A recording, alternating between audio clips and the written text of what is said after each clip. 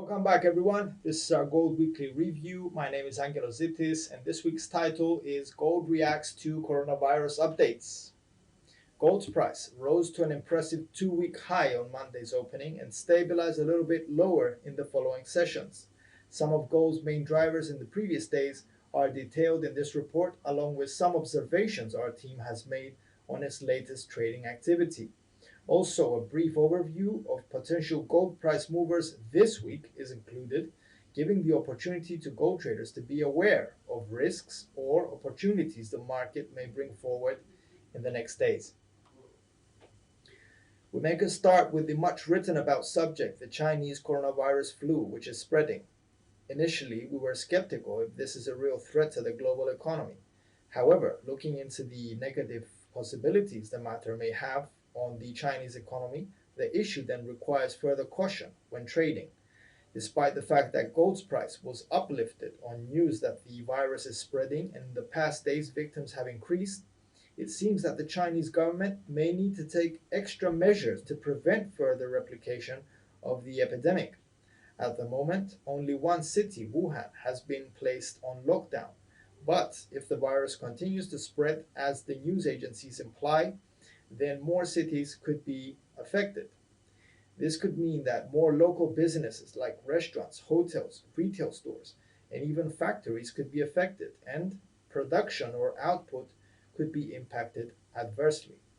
Also, as a vaccine for the flu could take months to be prepared due to the fact that it has to be tested before production to avoid any side effects, external investors could decide to avoid doing business with the Chinese mainland for the time being.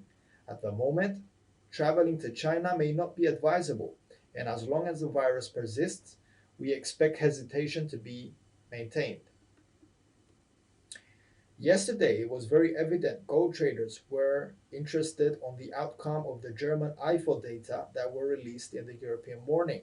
Upon release of the news, gold's price gained some upward momentum, which could be an indication that some traders consider the outcome somewhat disappointing and hedged against it through the precious metal.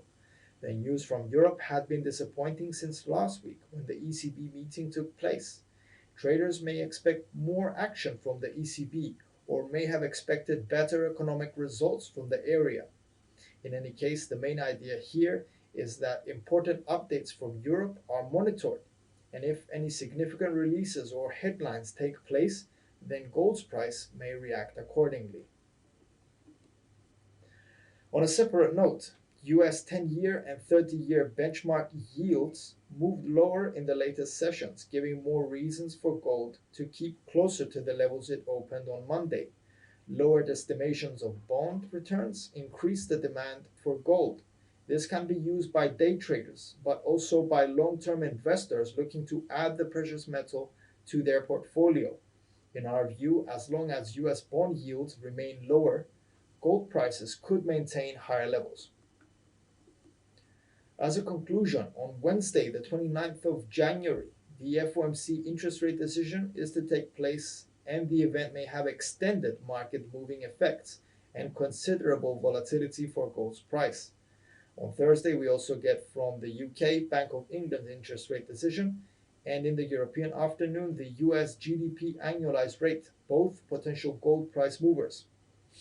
Caution is also advised on further updates on the Chinese coronavirus that is expected to be in the market's attention in the following sessions.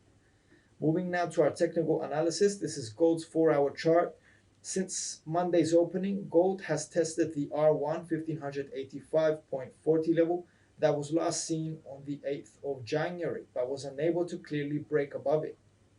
Yet, if the metal has a bullish reaction and manages to break above that, then the next possible stop could be the R2 1593 level.